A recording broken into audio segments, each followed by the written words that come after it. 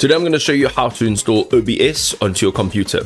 You're going to jump straight into your browser and dial in OBS, and you will see that it'll be obsproject.com. Now, just underneath this main link over here, you will see download, but we're going to go into the main link. And the reason I'm going into the main link is because I want to show you that you can choose from a different operating system. So if you're using Windows, Mac, or Linux, go ahead and choose the correct operating system.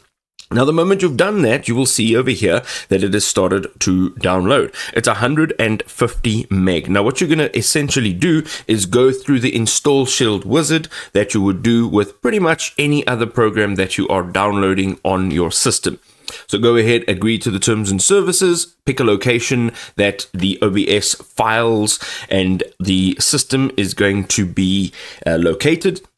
And then you are going to click on install, and once it's installed, you will have something that looks like this. Of course, the only difference will be that it will not say stop recording, it'll say start recording, because I'm currently using OBS. You can see just over here, this is my microphone.